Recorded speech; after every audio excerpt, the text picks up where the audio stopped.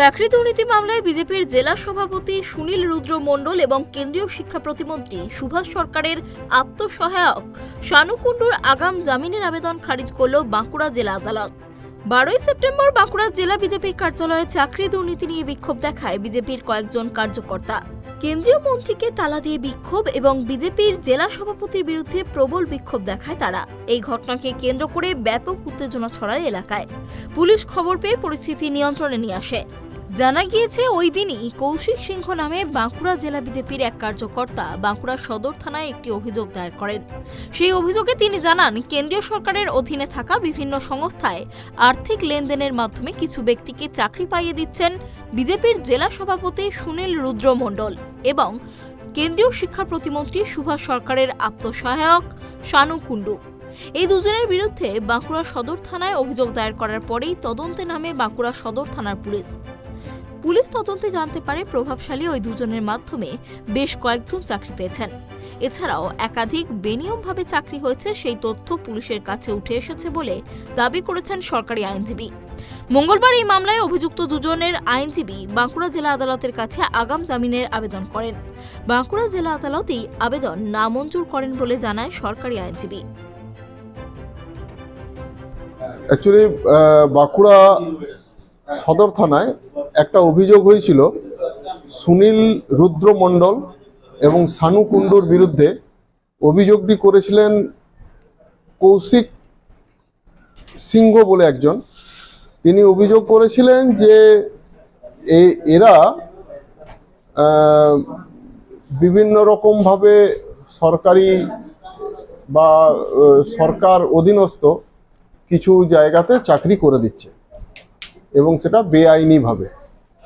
পরবর্তীকালে পুলিশ তদন্ত করে দেখলো যে 4 জন ব্যক্তি চাকরি পেয়েছে এবং পুলিশ আরও ইনভেস্টিগেশন করে দেখতে পেল যে এই কৌশিক বাবুর কাছে, উনি একজন রাজনৈতিক দলের কর্মকর্তা হওয়ার সুবাদে ওনার কাছে কিছু ব্যক্তি লিখিত অভিযোগ করেছিলেন।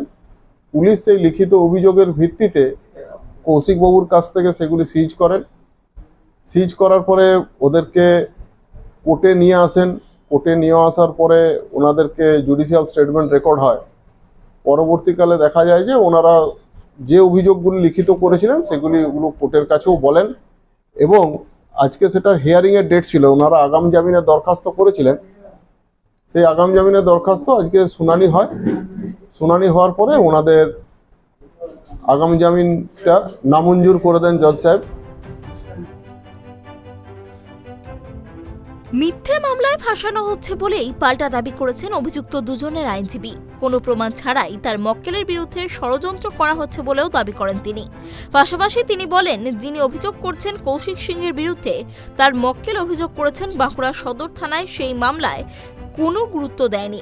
সেই মামলা থেকে বাঁচতেই তার মক্কেলের বিরুদ্ধে এমন চাকরি দুর্নীতির মিথ্যে অভিযোগ আনা হয়েছে। যিনি এফআইআর করেছেন তার এগেনস্টে কিন্তু তার আগের দিন এফআইআর করা হয়েছে। তিনি সুনীল রুদ্র মণ্ডলকে তার জাত তুলে কথা বলেছে, সুভাষ সরকারকে চাবি তুইয়ে রেখেছে, প্রতিবাদ করলে তাদেরকে মারধর করেছে। এই কৌশিক সিংহ ছাড়া আরো কয়েকজন লোক, তাদের এগেনস্টে প্রথমে এফআইআর করা হয় এবং সেই এফআইআর থেকে বাঁচার জন্যই ও এটা কাউন্টার একটা এফআইআর করলো এদের এগেনস্টে, সুনীলের এগেনস্টে এবং সুভাষের যে পিএর এগেনস্টে। অন্য কারো এগেনস্টে কিন্তু করেনি। এই ঘটনাগুলো ঘটেনি আর ও তো কোথাও প্রমাণ দিতে পারলো না যে ওর কাছে কোনো, ও তো একজন পদাধিকারী, বিজেপির একজন পদাধিকারী। ও কেন বলতে পারলো না যে এই লোক আমার কাছে অ্যালিগেশন করেছে, এই ডকুমেন্ট আমার কাছে আছে, এই ডকুমেন্ট দিয়ে তারা এই ধরনের অভিযোগগুলো ওদের এগেনস্টে করেছে। সেই ধরনের ডকুমেন্ট কিন্তু ওরা দিতে পারেনি। কিন্তু হান্ড্রেড সৃষ্টি করে পুলিশ করলো কি, কয়েকজনকে নিয়ে এলো, নিয়ে এসে বললো যে এরা শুদ্ধ টাকা দিয়েছিল কিন্তু এরা চাকরি পায়নি, কিন্তু সেটা এফআইআরে নেই। আপনার মক্কেলের বিরুদ্ধে ষড়যন্ত্র করা হচ্ছে? অবশ্যই ষড়যন্ত্র করা হয়েছে, কোনো প্রমাণ নেই। তবে এদিন আদালত জামিনের আবেদন খারিজ করে দেওয়াতে তারা উচ্চ আদালতে যাচ্ছেন কিনা তা স্পষ্ট করেননি অভিযুক্তদের আইনজীবী। বাঁকুড়া থেকে সিধু মান্ডির রিপোর্ট, ট্রাইব টিভি।